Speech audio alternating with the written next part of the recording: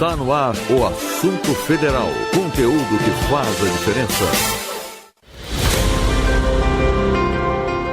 Olá, ouvinte! Hoje é sexta-feira, 27 de dezembro de 2024. Eu sou Luciano Seixas e nosso encontro de hoje está só começando. Olá, Luciano! Olá, ouvinte! Já pararam para pensar que essa é a última sexta-feira do ano? A última, a derradeira, como dizem por aí. Então vamos fechar essa semana com chave de ouro e conteúdo que te interessa. Estamos no ar pelo streaming do portal radiogov.ebc.com.br e também via satélite para emissoras parceiras de todo o Brasil.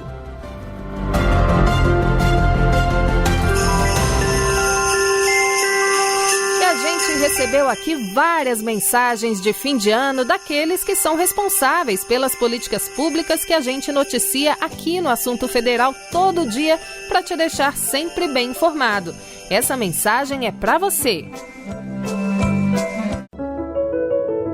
Olá, ouvintes da Rádio Gov. Aqui quem fala é Márcio Macedo, ministro da Secretaria-Geral da Presidência da República. Eu quero desejar a todos e a todas um final de ano de muita paz, de muito amor, um Feliz Natal e muita prosperidade para o ano vindouro. Que o próximo ano seja um ano de muitas realizações para todos nós e que o Brasil seja mais feliz e que o povo brasileiro possa ser agraciado com ações que mudem para melhor a vida das pessoas. Feliz Natal e um próspero ano novo. Você fica agora com Fala MDS. Esse episódio trata da proteção do Bolsa Família a quem assina a carteira de trabalho ou tem aumento de renda.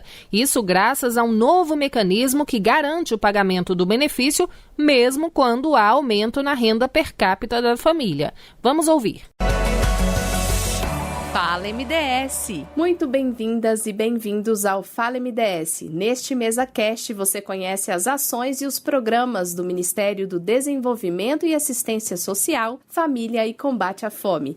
Eu me chamo Érica Braz e é um prazer recebê-los aqui. O programa Bolsa Família, referência mundial em política social, foi retomado pela atual gestão do governo federal em 2023. E com a retomada, algumas novidades, como a regra de proteção. Um mecanismo que garante o pagamento do Bolsa Família, mesmo quando há aumento de renda per capita na família. Para falar sobre este assunto, nossa convidada é a secretária nacional de Renda de Cidadania do MDS, Eliane Aquino. Secretária, bem-vinda. A sua primeira participação aqui, a senhora disse que voltaria para falar sobre esse tema. Está cumprindo a promessa, então? Muito obrigada. Exatamente. Olá, um prazer estar aqui mais uma vez, levando a informação para todo o nosso país e principalmente de um tema que as pessoas têm muito interesse, que é o programa Bolsa Família. Isso mesmo.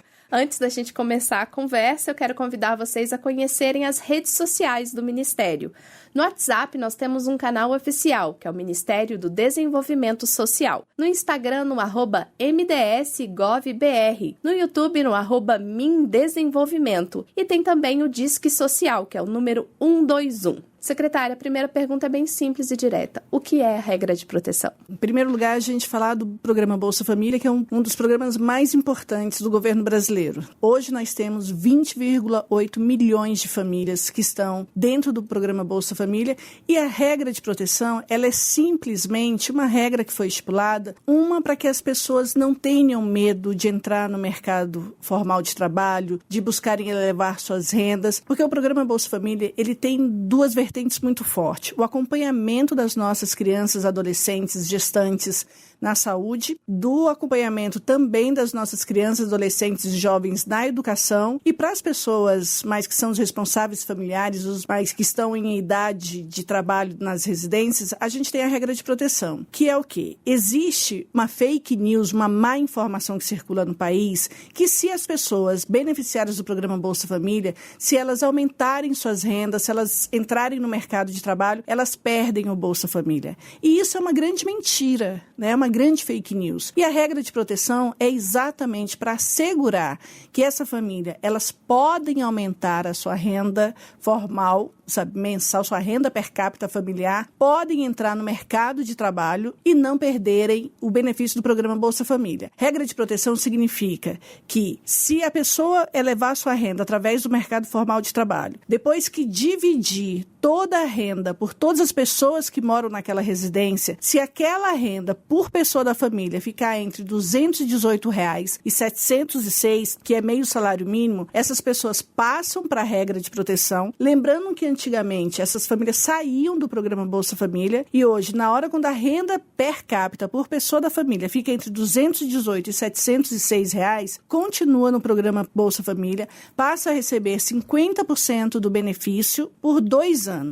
Isso é um mecanismo que a gente tem de falar assim, olha, o governo federal tem uma proteção social que está fazendo por você. Então, não tenham medo, sabe, de entrarem para o mercado de trabalho, de investirem nos sonhos, de aumentarem suas rendas. E se por um acaso, em algum momento, sabe, desses 2 anos pela frente, a renda dessa família diminuiu, volta lá no CRAS, atualiza o cadastro e volta a receber 100% do benefício. O nome é claro, né? Proteção. É regra de proteção, exatamente. É o governo federal protegendo essas pessoas e falando o seguinte assim, não aceitem essa informação de que o beneficiário do Bolsa Família não trabalha. Muito pelo contrário. Quando a gente olha que nós estamos no ano de 2024, o mercado de empregabilidade no nosso país tem crescido exatamente pelo aquecimento da economia. E quando a gente olha todos os empregos formais, agora do mês de setembro, que foi o maior aumento, foi o maior número de empregos no nosso país, 55% são de pessoas que são beneficiárias do programa Bolsa Família. Ou seja, um pouquinho a mais do que metade de todos os empregos formais que foram gerados no Brasil foram para o público Bolsa Família. Então, isso nos mostra o quanto que essa população que realmente busca melhorar de vida, que busca empregabilidade, sabe? E que as gestões municipais e estaduais precisam muito olhar para essa população que está dentro do programa Bolsa Família, fazendo elevação de escolaridade, fazendo qualificação para o mercado de trabalho, qualificação profissional, para que essas pessoas realmente tenham oportunidades de acessarem o mercado de trabalho. Secretária, por que o governo federal sentiu essa necessidade lá na retomada do Bolsa Família de pagar ao menos 50% da bolsa para quem eleva a renda? É exatamente porque a gente sabe que a população do programa Bolsa Família, elas são mais vulneráveis, né? Elas têm uma maior baixa escolaridade e o que a gente quer é exatamente que essas pessoas tenham acesso ao mercado de trabalho. E a gente quer que elas melhorem cada vez mais, sabe? Principalmente, como eu falei aqui, dos estados e municípios olharem para essa população, para olhar a escolaridade, ajudar essas pessoas na qualificação profissional. E o programa, quando entra com uma regra de proteção dessa, é exatamente para falar o seguinte, olha, não tenha medo, porque você pode entrar no mercado de trabalho e se sua renda diminuir, você volta para o programa. Você está numa regra de proteção que você pode ter 50% do benefício do programa Bolsa Família e mais a sua renda de trabalho familiar. Se a renda familiar dessa família passar de meio salário mínimo por pessoa da família, aí realmente cancela o programa Bolsa Família. Se não, essa família pode ficar 2 anos ainda na regra de proteção. Recebendo 50% do benefício do Bolsa Família. Secretária, o governo federal consegue saber automaticamente e imediatamente, né, se a renda da família beneficiada foi elevada? Então, na realidade, é uma informação que é do cadastro único, que chega no cadastro único e que de tempos em tempos, normalmente de 3 em 3 meses, para fazer esse cruzamento dessas informações. Então, essas informações, elas são retiradas do Cadastro Nacional de Informação Social, que é o CNIS. Na hora que faz o cruzamento de dados, essas famílias que tiveram suas rendas elevadas, já aparece para a gente. Então, a partir daí, a gente chama essas famílias atualizam o seu cadastro e aí elas passam para a regra de proteção sem perder o benefício. A partir daí, ela pode ficar 2 anos recebendo o programa Bolsa Família e só depois de 2 anos, que ela pode ser desligada. Mas em qualquer momento, se a renda dessa família baixar, ela volta lá no CRAS, atualiza o cadastro e volta a receber os 100% do que ela recebia antes de ter a carteira dela assinada. Mas o que nós queremos é que essas pessoas saibam que não vão perder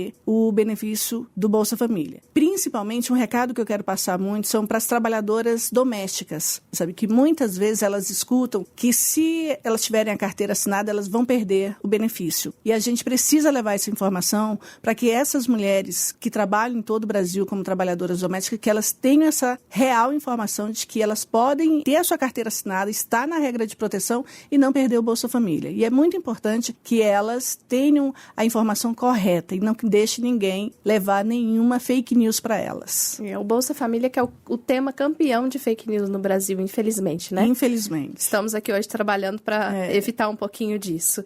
E eu quero confirmar com a senhora, a gente está falando no valor de 218, mas é o valor comparado ao salário mínimo atual, né? No ano que vem, esse 218 vai mudar, mas a regra é sempre meio salário mínimo. R$218 é a entrada do programa Bolsa Família. Meio salário mínimo hoje equivale a R$706, que é a saída. Então, assim, para entrar no Bolsa Família, precisa ter renda por pessoa da família até R$218. Para sair do programa Bolsa Família, é regra por pessoa, uma renda por pessoa a partir de R$706. É meio salário mínimo. Se o salário mínimo aumentar, a metade aumenta também. Secretária, vamos imaginar aqui uma família que está na regra de proteção, né? Recebendo 50% do benefício.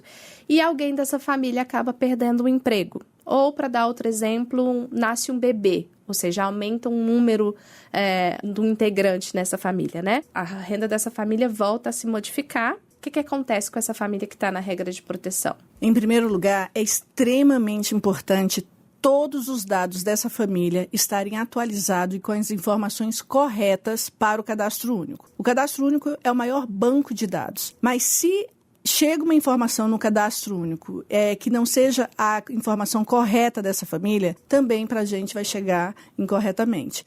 E aí, o que eu digo? Que na hora que nasce um bebê nessa família, tem que ir lá no CRAS atualizar, sabe, a informação de que chegou um novo membro nessa família. E toda essa análise é feita pelo próprio sistema. A informação estando correta no Cadastro Único, o próprio sistema faz essa análise, sabe? Então vai verificar se ela vai estar na regra de proteção, se ela não vai estar na regra de proteção, se ela pode, dependendo do número de pessoas dessa família, se na hora que faz a divisão per capita, a divisão por pessoa, essa família está abaixo dos R$218 por pessoa, elas podem ter a carteira assinada e o benefício 100% do programa Bolsa Família. Se a renda per capita, incluindo o novo integrante, que é o bebezinho, se incluir o bebezinho e mesmo assim ficar entre R$218 e R$706, vem para a regra de proteção e ela permanece seguindo a vida. Fica na regra de proteção por 2 anos. O recado, então, é que apesar do sistema funcionar bem automático e tudo com cruzamento de dados, é importante que as famílias procurem a atualização do cadastro, é isso? Sem sombra de dúvidas. Qualquer modificação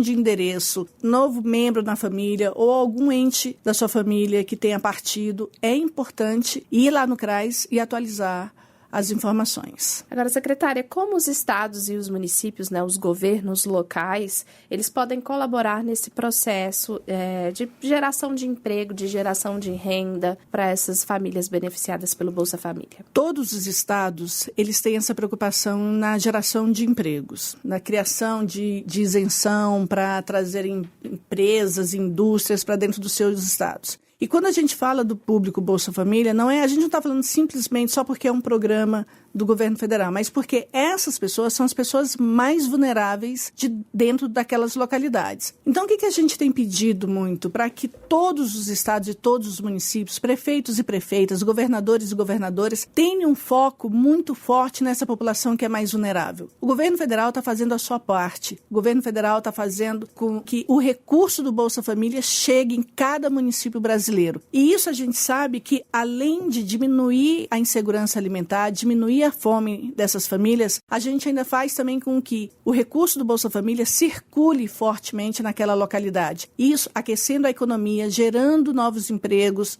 para não beneficiários do Bolsa Família. E o que nós queremos é exatamente que essa parceria com os estados e municípios, para que eles cada vez mais olhem para essas famílias que mais precisam. Quando a gente diz que são pessoas que normalmente que vivem nas periferias, são normalmente uma grande parte dos beneficiários do Bolsa Família são de mulheres, são mães solo, são mulheres negras e pardas e precisa muito que o poder público chegue até elas, né? Quando a gente fala em geração de emprego, eu preciso também olhar para essas pessoas. E é isso que nós queremos, que o governo federal, que tanto o presidente Lula tem isso muito forte, dessa parceria entre governo federal, estados e municípios, para que cada vez mais, a gente tire essas famílias das condições de fome no nosso país, né? E o Bolsa Família sozinho, ele não consegue, ele é fundamental, sabe, para todas essas famílias que estão em situação de vulnerabilidade, mas outras políticas precisam chegar na vida dessas famílias. E os estados e municípios têm suas políticas locais, né? Tem as suas outras secretarias também que atuam, e o que a gente quer é que olhem para esse público do Bolsa Família, que olhem para esse público do Cadastro Único, para que o nosso orgulho não é cada vez mais famílias dentro do programa Bolsa Família. Nós queremos que cada vez mais tenhamos menos famílias, mas que a gente consiga dar escolaridade, gerar oportunidade, fazer com que essas pessoas realmente consigam ter asas, ter sonhos e voarem nas suas vidas. Mas para isso, a gente precisa muito do apoio dos estados e dos municípios, dos prefeitos e das prefeitas, dos governadores e governadoras. Que saiam do programa com outra vida, né? Que saiam para melhor. Né? Que saiam para melhor, que na saiam... segurança de que tem o que comer. Exatamente, que a fome realmente seja erradicada do nosso país, né? Enquanto a gente tiver um país onde tem qualquer família, qualquer criança passando fome, que todos nós sintamos vergonha, né? Porque é isso que nós precisamos lutar. E não é uma luta só do governo federal, não é uma luta só do presidente Lula, que tem isso como uma marca tão forte, não deixar que nenhuma família brasileira passe fome. Essa tem que ser uma responsabilidade de todos nós do nosso país. Não deixar que nenhuma família passe fome nas nossas localidades. E que tenha oportunidade de estudo, de escola, de geração de empregabilidade, de qualificação profissional, sabe? Que a cultura chegue perto dessas famílias. O que a gente quer para as famílias do Bolsa Família é o que todo mundo tem direito. Mas isso é uma luta de todos nós. Certo. Secretária, eu preciso dar um serviço aos beneficiários, vou pedir a sua ajuda. É para a senhora explicar, porventura, tenham dúvidas sobre a regra de proteção, onde na cidade deles eles podem procurar, quem eles podem procurar e se, além de procurar lá localmente, se existe um ambiente virtual também para que eles possam esclarecer dúvidas, atualizar, cadastro que a senhora trouxe aqui. Então, em primeiro lugar, todo CRAS tem uma equipe do Cadastro Único e Bolsa Família. Então, a gente dialoga muito fortemente com essas equipes. Essas equipes, em cada localidade, elas têm as informações que podem ajudar, sabe, esse beneficiário que está em dúvida. E no nosso governo federal, além do nosso site, do MDS, no site que tem o Bolsa Família em seu município, e a gente tem, além disso, a gente tem o nosso número 121, sabe, que é um número que você liga, é gratuito, você pode ligar de qualquer telefone, e que aqui também a gente tira as dúvidas das pessoas. O que nós queremos é, não fiquem com dúvidas, sabe, tem dúvidas, ligue pra gente, procure as informações corretas, porque só com as informações corretas é que vocês vão ter realmente uma melhor qualidade de vida e não vão deixar ninguém chegar com fake news nem com mentira, porque não é isso que a gente quer. A gente quer a informação correta chegando para esses beneficiários para que eles melhorem suas vidas. Perfeito. Agora um recado final para os beneficiários. Eu vou aqui me colocar como sendo uma beneficiária e vou fazer a pergunta: posso assinar a carteira de trabalho? Vai que em janeiro, aí, começando o ano de 2025, pinte um emprego formal, ou às vezes quero empreender, né? Posso fazer isso sem perder meu benefício do Bolsa Família? Sim, sem sombra de dúvidas, pode fazer sim, porque nós estamos com o nosso Brasil voltando de novo para os trilhos certos da história, né? Nós estamos, como eu falei aqui no início, nós estamos com um aumento de empregabilidade no nosso país. E os beneficiários do Bolsa Família também têm esse direito. Tem o direito de tentar ser um empreendedor. Nós temos tanta gente que faz tantas coisas bacanas. Quando você vê, eu não estou falando só de entrar no emprego formal para trabalhar na área de limpeza, não. Eu estou falando assim, de gente que está terminando o ensino médio, que estão entrando nas universidades, sabe? Os nossos programas federais para os nossos jovens, Pé de Meia, o Farmácia Popular, Minha Casa Minha Vida, todos os programas do governo federal que estão dando mais acessos e oportunidades para esse público do Bolsa Família. E o emprego é um deles. É uma das oportunidades que também o governo federal tem se preocupado muito nesse crescimento do nosso país. E esse público do programa Bolsa Família tem todo o direito, sabe? E o que a gente quer é realmente trabalhar e incentivar muito para que eles possam ter a oportunidade, sabe, de decidirem se vão entrarem no mercado de trabalho, se querem empreender no que eles já fazem. Nós temos agora o programa Acredita também, que é um microcrédito para o público de pessoas que sejam do Cadastro Único ou do Bolsa Família, que é um empréstimo que essas pessoas podem pegar, principalmente no Banco do Nordeste, no Banco do Estado do Amazonas, Banco do Brasil e Caixa Econômica vão entrar também. E o que nós queremos é dar oportunidade para essas pessoas, para que elas possam decidir. Sabe, aquele artesão que faz trabalhos maravilhosos, aquela costureira, aquela boleira, aquela doceira, sabe? Que elas possam ter uma oportunidade de chegar num banco desses e entrar de cabeça erguida, e entrar pela porta da frente. Não é mais como era antigamente, né, que as pessoas de baixa renda tinham até medo de entrar numa agência bancária. Hoje não. Hoje nós temos programas e políticas diretamente para esse público do Cadastro Único e do Bolsa Família. E o Acredita é um deles. Então pesquisem aí na internet o que é o Acredita, o programa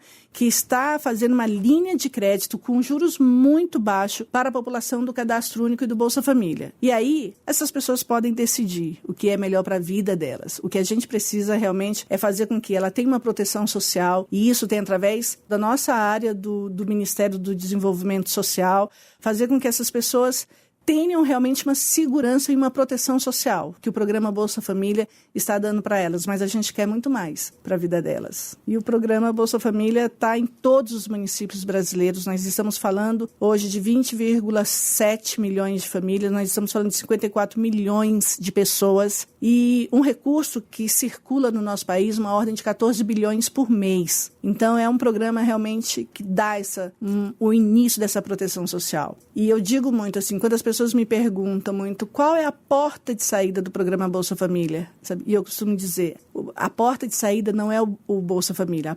O Bolsa Família é a porta de entrada. A porta de saída são as outras políticas chegando na vida dessas famílias. Então é extremamente importante que estados e municípios olhem realmente para essas famílias, que elas estão dentro dessas localidades, né?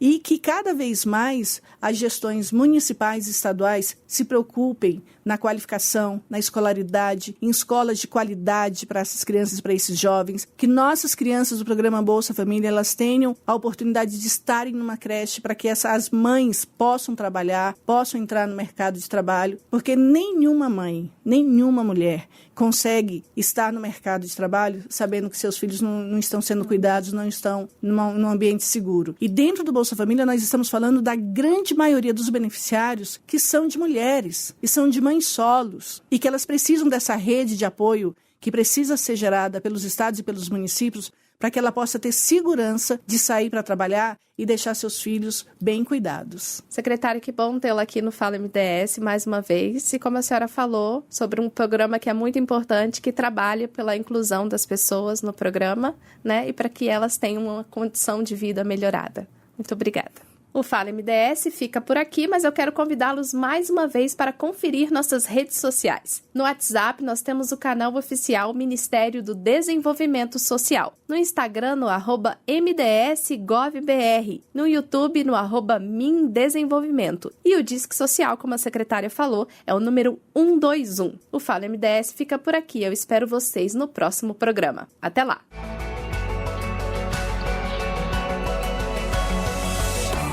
Fala MDS.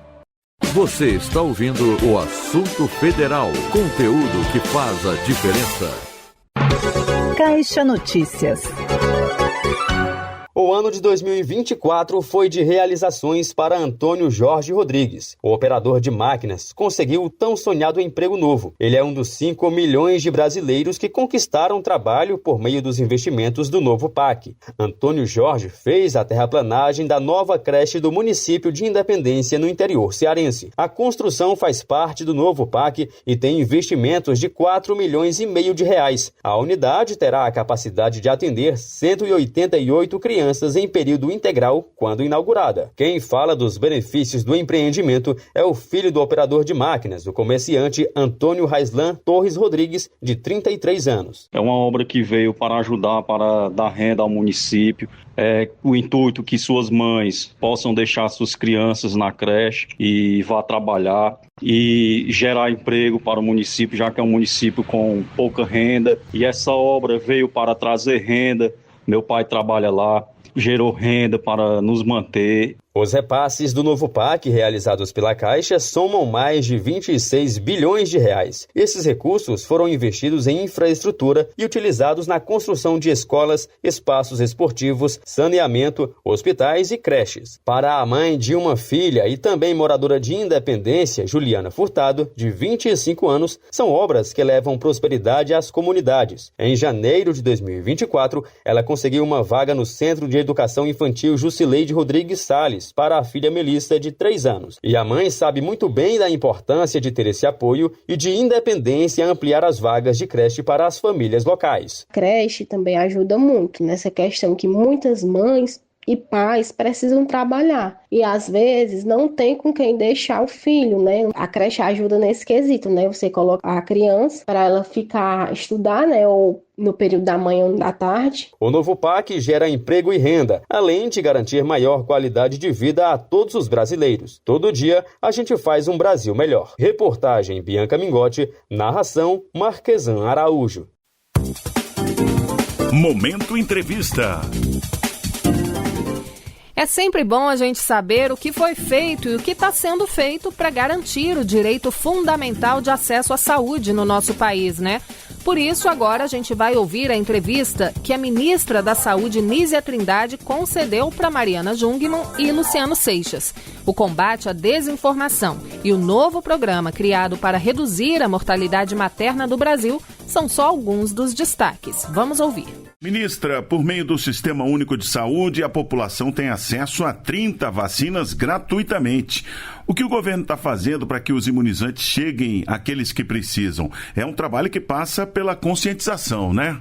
Com certeza é um trabalho muito intenso de comunicação, inclusive no qual trabalho como o de vocês, profissionais de comunicação e emissoras como a EBC, tem uma importância enorme. Mas nós, além das campanhas que voltaram, as campanhas gerais de publicidade em torno do tema das vacinas, do seu benefício, desde o ano passado, e essas campanhas infelizmente estavam ausentes, e havia, como sabemos, um discurso de negação das vacinas da ciência no governo anterior. Além disso, nós também desenvolvemos todo um trabalho regionalizado, usando as rádios, temos intensificado esse trabalho, esse processo, e um planejamento adequado a cada região do país. Uma outra medida muito importante é a vacinação nas escolas. Nem todas as vacinas podem ser aplicadas nas escolas, algumas exigem monitoramento, porque há possibilidade de reações alérgicas, né, no pequeno número de casos, mas sempre tem que ser observado. Mas nas vacinas em que é possível fazer isso, tem sido feito. Então, a vacinação nas escolas, fundamental. E com todo esse trabalho, conseguimos conquistar resultados importantes. Luciano, nós conseguimos com que o país recebesse a recertificação de país livre do sarampo. Conseguimos também aumentar das 16 vacinas do calendário infantil, 15 tiveram avanços importantes, começando em 23 e ampliando esse resultado em 24. E hoje as vacinações que protegem contra a polio alcançaram a meta na vacinação de reforço, e a polio é vista como uma ameaça, né? Não tem a circulação do vírus no país, mas a vacinação estava muito baixa, chegou a 67% de cobertura em 2022, o que é muito baixo, e agora chegamos a 100% de cobertura na dose de reforço. Também a vacina tríplice viral, que protege para sarampo, para rubéola, para cachumba também. Ela apresentou esse resultado de mais de 90% de cobertura, ou seja, são resultados muito expressivos no caminho de garantir esse direito, efetivar esse direito e proteger nossas crianças e adolescentes. A senhora mencionou aí o sarampo, a poliomielite, são doenças que vinham preocupando justamente pela baixa adesão à vacinação, e essa baixa adesão tem muito a ver com fake news, com a disseminação de notícias falsas, principalmente na internet. E para combater essa desinformação, o governo criou o Saúde Consciência. Eu queria que a senhora falasse um pouco sobre essa iniciativa que ajuda a levar informação precisa e embasada em trabalhos científicos, né? Excelente pergunta, Mariana. Até, assim, para todo mundo já recebeu alguma notícia falsa, fake news, coisas terríveis, mas é bom lembrar sempre informações dizendo que a vacina de Covid pode causar câncer, ou informações negando a existência de câncer de mama. Imagine, olha só o quanto é criminoso isso, porque com essas mentiras as pessoas ficam desprotegidas de doenças. No caso, a vacina pode prevenir, como sabemos, e no caso de câncer de mama, o diagnóstico precoce é o melhor instrumento que nós temos de proteção, é ser diagnosticado logo. Então, esse tipo de desinformação, nós devemos mesmo trabalhar com a sociedade, mas as ações criminosas têm que ser denunciadas e apuradas. E o Saúde Consciência, que é uma ação conjunta do Ministério da Saúde com a Secretaria de Comunicação do Governo Federal, tem por objetivo levar a informação de qualidade, orientar as pessoas de quais são os canais realmente adequados. Nós ali reunimos muitas informações, tiramos dúvidas também. Nós não negamos de jeito nenhum que as pessoas tenham dúvidas. Dúvidas são para serem esclarecidas, e para serem esclarecidas onde existe o conhecimento científico, onde ele pode ser mobilizado, e de fato a ciência voltou ao Ministério da Saúde, nos nossos vários comitês assessores e a própria condução da política pública aqui no Ministério. Essas dúvidas, elas podem ser tiradas onde, ministra?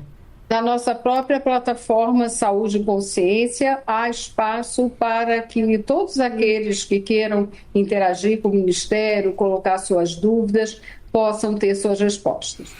Ministra, ainda falando sobre proteção à saúde, no caso das gestantes e seus bebês, o Ministério lançou em setembro a Rede Aline, que passa desde o pré-natal até o cuidado com a criança, né? Como é que funciona esse programa? Então, a Rede Aline, Luciano, ela foi criada para fazer frente a um problema muito grave no Brasil, que infelizmente tem um alto índice de mortalidade materna.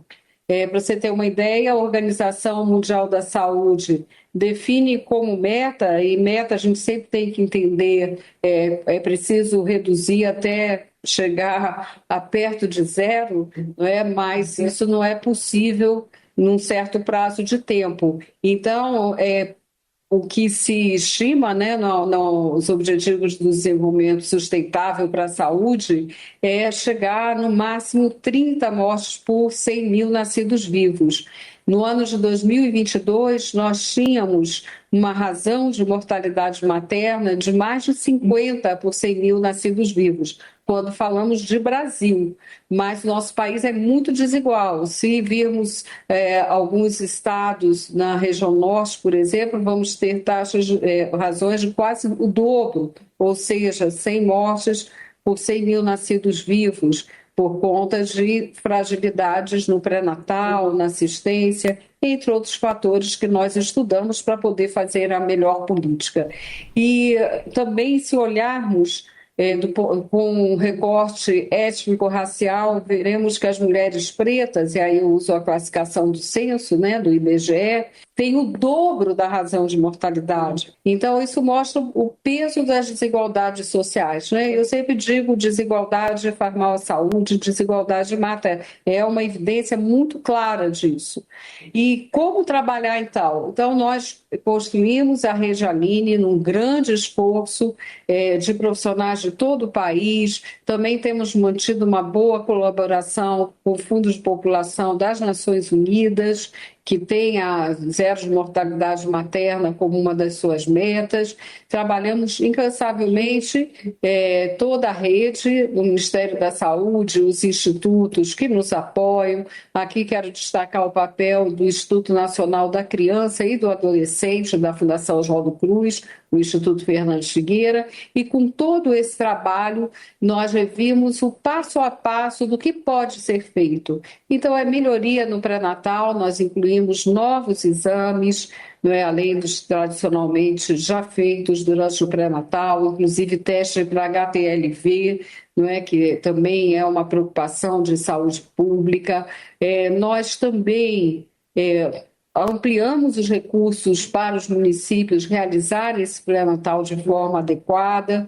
Estamos colocando em prática uma lei que é da deputada Luísa Erundina, que é uma ação de vaga certa, ou seja, a vinculação da gestante a uma maternidade, ela não pode não ter essa referência. No programa de aceleração do crescimento, o PAC, novo PAC, nós também demos prioridade a maternidades e casas de parto normal, também há todo um trabalho nosso para orientação da adequação do parto, do estímulo ao parto natural. Quer dizer, é um conjunto de ações para proteger a saúde da gestante, do bebê. Há também um trabalho de identificação dos grandes problemas na hora da atenção especializada, ou seja, no trabalho já na maternidade, as causas de morte, principalmente hipertensão, hemorragias. Então, é um conjunto de ações com recursos de indução para que mude o cuidado. Isso é muito importante, garantindo desde a atenção primária até a atenção especializada, até o momento do parto e os momentos seguintes, o período seguinte, que também é um período de atenção. Para a gente concluir, vamos falar um pouquinho da atuação da pasta no Farmácia Popular, que atingiu em 2024 a marca de 70 milhões de pessoas atendidas, né? Quantos medicamentos já estão disponibilizados de graça para a população? Quem tem acesso a eles? Explica um pouco para a gente como é que funciona o Farmácia Popular. Hoje nós temos 39 medicamentos gratuitos. É importante falar, então, de que problemas de saúde são atendidos. Então, são doenças como asma, hipertensão, anticoncepcionais também, isso nós lançamos no 8 de março como parte das estratégias no cuidado geral à saúde da mulher, osteoporose, também doença de Parkinson, que foi esse ano introduzido o medicamento para a doença de Parkinson, é o único medicamento registrado pela Anvisa, então isso mostra a importância dessa atualização no Farmácia Popular, glaucoma, rinite e também diabetes mellitus. Então, esse conjunto de doenças contam com medicamentos gratuitos no Farmácia Popular. Também dizer que nós ampliamos a rede, especialmente nas regiões Norte e Nordeste. 95% dos medicamentos hoje são gratuitos no Farmácia Popular, quer dizer, 95% dos medicamentos do rol disponível na Farmácia Popular, naturalmente. Rádio Gov, tudo o que você precisa saber. O que toca na esplanada, você ouve aqui na Rádio Gov. Nessa semana especial, a gente já falou que vai de música em dose dupla, né? E aí, Luciano, o que toca na esplanada? A ministra da Saúde aproveitou para pedir música aqui pra gente. Roda aí, pra nossa tarde ficar mais leve, Zé. Queridos ouvintes da Rádio Gov, sou Nízia Trindade Lima, ministra da Saúde do Brasil. Eu quero pedir uma música do Cartola, Corra e Olha o Céu.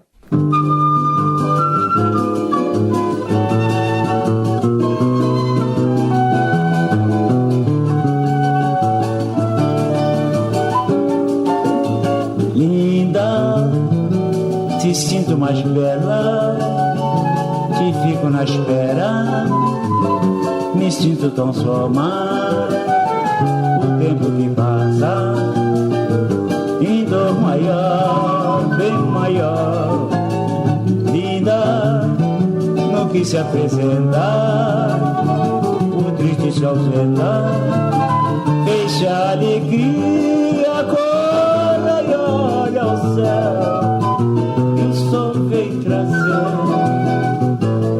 bom dia. Ai, corra e olha o céu, e o sol vem trazer bom dia.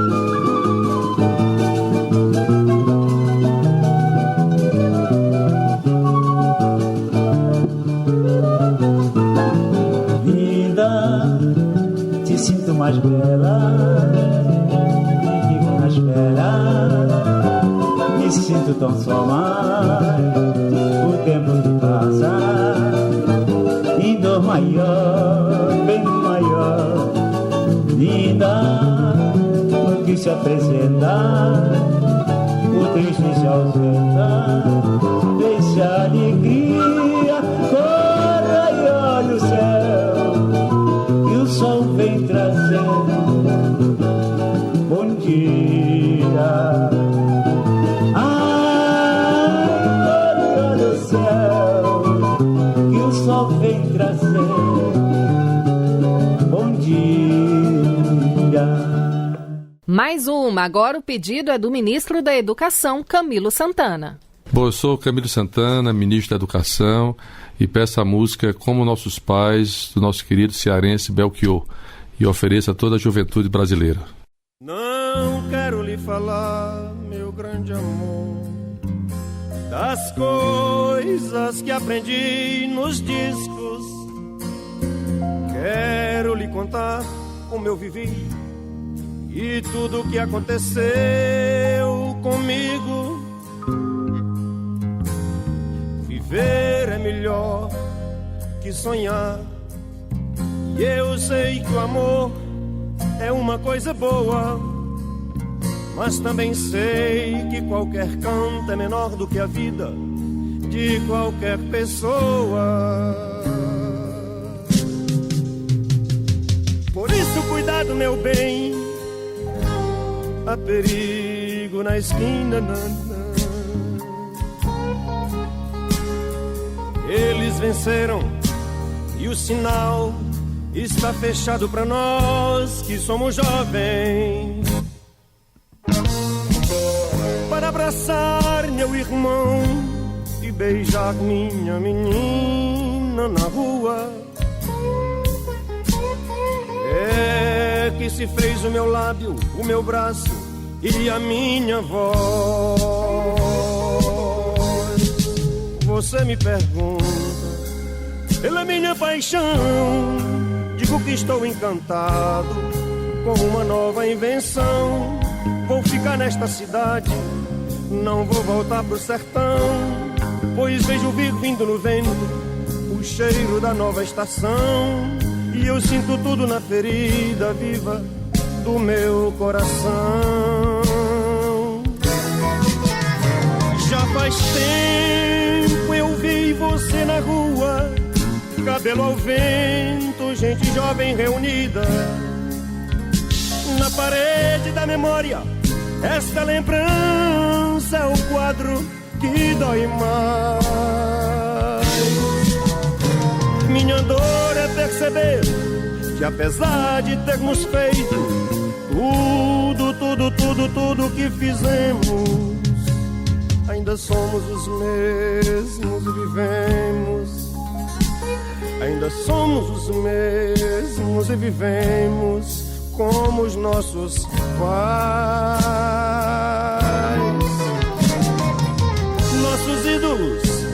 são os mesmos. E as aparências não enganam, não. Você diz que depois deles não apareceu mais ninguém. Você pode até dizer que eu estou por fora, ou então que eu estou enganando, mas é você que ama o passado e que não vê. É você que ama o passado e que não vê que o novo sempre vem. E hoje eu sei que quem me deu a ideia de uma nova consciência e juventude está em casa, guardado por Deus, contando seus metais. Minha dor é perceber que apesar de termos feito tudo que fizemos, ainda somos os mesmos e vivemos. Ainda somos os mesmos e vivemos. Ainda somos os mesmos e vivemos como os nossos pais. Na na na na na na na na na na na na na na na.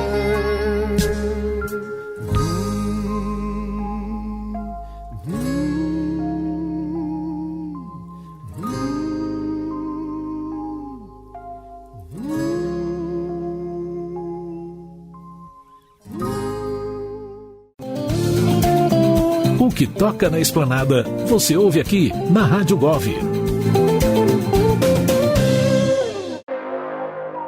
Nosso assunto hoje é DPVAT. E você sabia que esse seguro obrigatório, que é destinado a vítimas de acidentes de trânsito, mudou de nome? Agora é SPVAT. E a gente traz esse assunto porque uma decisão judicial garantiu o retorno de R$150 milhões ao fundo do SPVAT. Isso vai garantir o pagamento de indenização a 30 mil pessoas que estavam na fila para receber.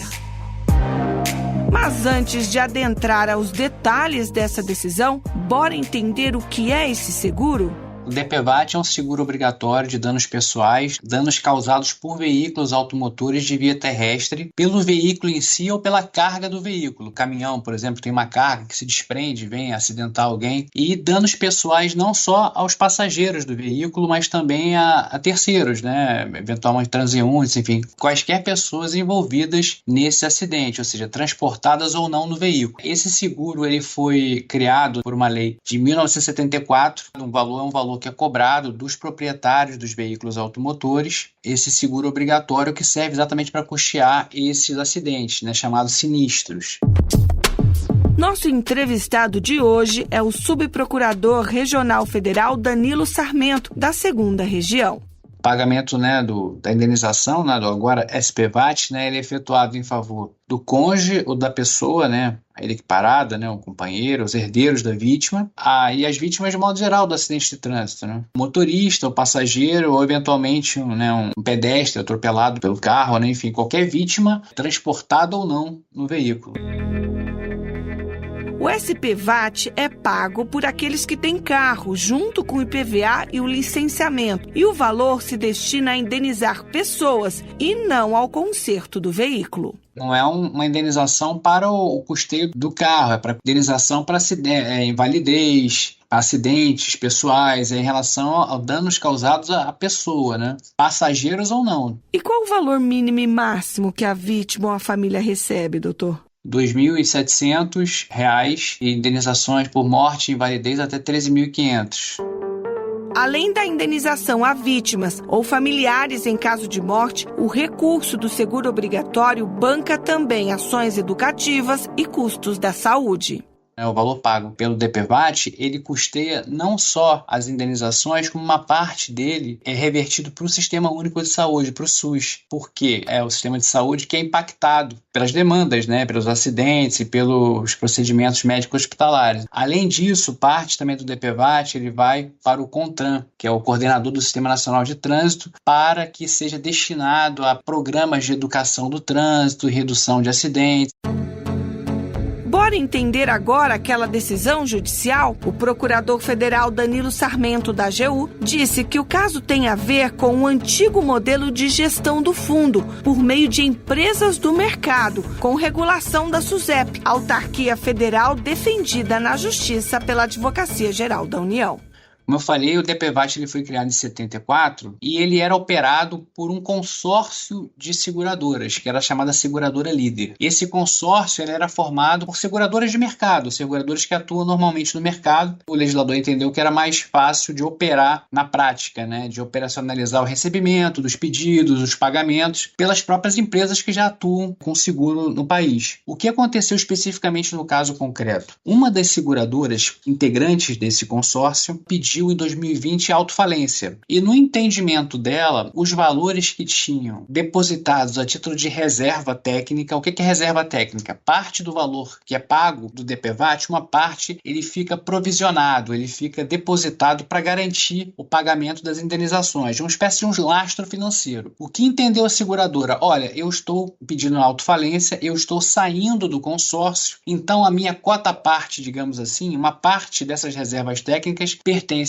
a mim e eu estou pedindo para que ele seja reservado esse valor para o pagamento dos meus credores nessa ação de falência. E qual foi o entendimento que a SUSEP teve? A SUSEP discordou, entendendo que o valor dessas reservas técnicas, dessas garantias financeiras, elas não pertencem às seguradoras, porque quem paga integralmente os valores do DPVAT, inclusive essa parte que integra as reservas técnicas, são os próprios proprietários, não há um investimento das seguradoras para compor esse valor que vai servir para pagar as indenizações. Então, no entendimento da SUSEP, esses valores todos que compõem o fundo do DPVAT, eles são valores públicos. Se o dinheiro era público, não havia por que ficar com a seguradora, não é? Mas olha que esse entendimento não veio de primeira, não. Só que, antes de ouvir a SUSEP, o juízo da vara empresarial, que julga a falência, ele não levou isso em consideração e bloqueou valores que supostamente pertenceriam a essa seguradora que pediu autofalência. Esses valores, na época, em 2021, estavam na ordem de 117 milhões. Hoje, esses valores atualizados, uma mera atualização monetária, daria algo em torno de 150 milhões de reais. Houve pedido de desbloqueio do dinheiro sem sucesso, depois recurso, e só na apelação é que as ponderações da AGU foram acolhidas. A AGU, né, que é a Procuradoria Regional Federal da 2ª Região, recorreu dessa decisão, interpôs um apelo que foi julgado, dando provimento ao recurso da SUSEP para entender que era descabido esse bloqueio desses valores, porque eles não pertenciam de fato à seguradora e sim a esse fundo público, né, do DPVAT. E hoje, as regras de gestão desses recursos são outras.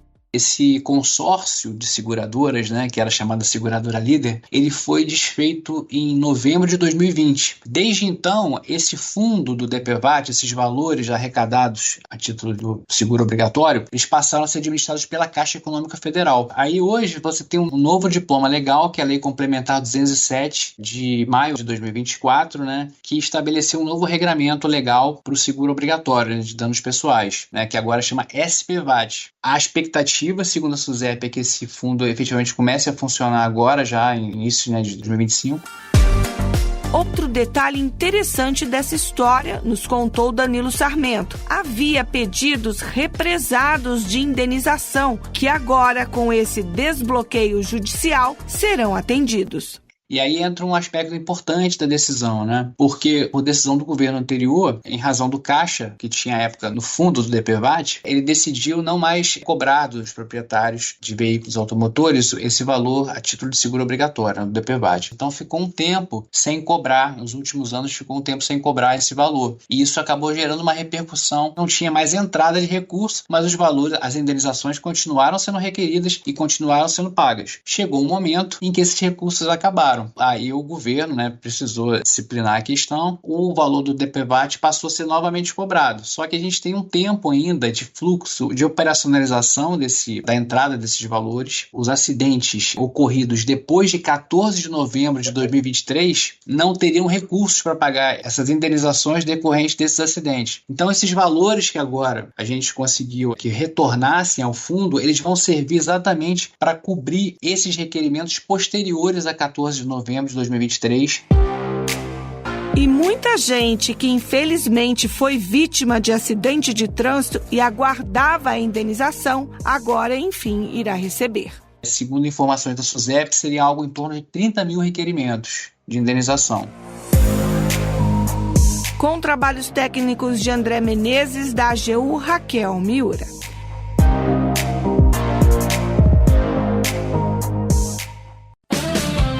Assunto Federal.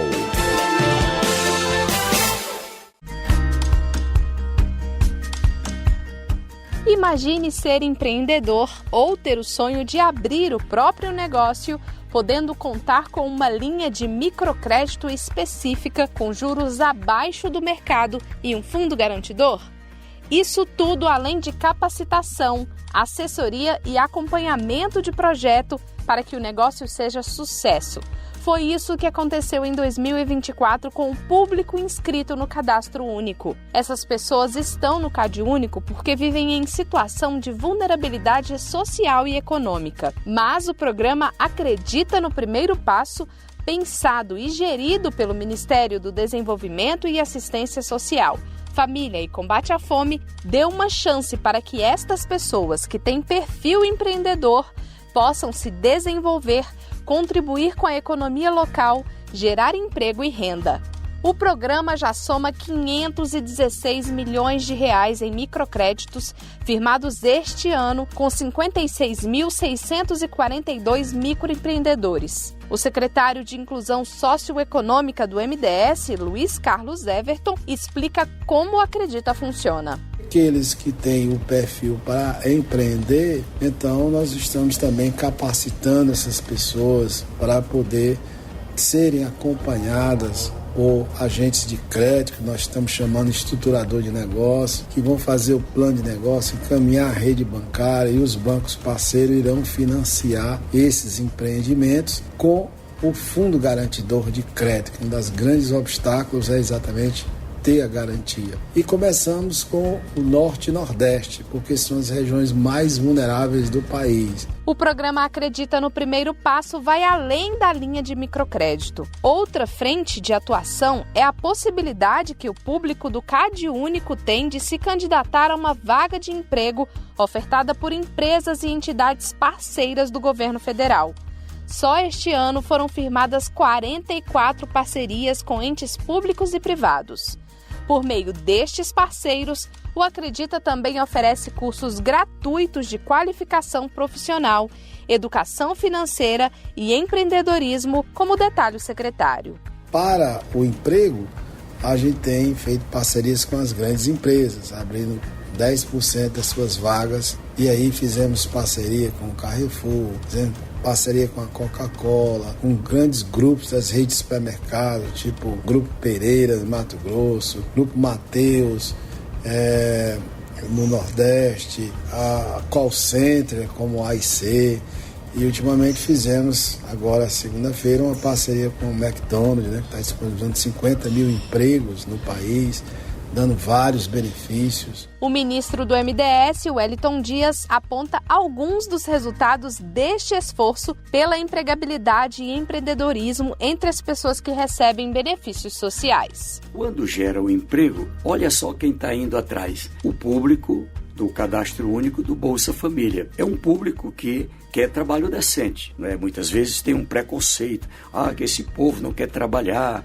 que estão ficando viciados. Coisa nenhuma. O ano passado, já em 2023, a gente fez modificação. A modificação é trabalhar, assinar carteira de trabalho, ter um contrato de trabalho e também ter um negócio não é mais motivo para perder o benefício. Isso tira o medo da formalidade. O resultado é que, quando tivemos todas as avaliações, 9 milhões de pessoas assinaram a carteira em 2023. Agora, em julho, já estamos ultrapassando de 5 milhões e meio, ou seja, 14 milhões e meio do público do Bolsa Família, do Cadastro Único, celebrando o contrato de trabalho. Uma busca ativa realizada pelo MDS este ano resultou no cadastramento de 1.279 entidades públicas e privadas na plataforma da Rede de Parceiros do Desenvolvimento Social. Para 2025, o MDS espera expandir as parcerias para empregabilidade e capacitação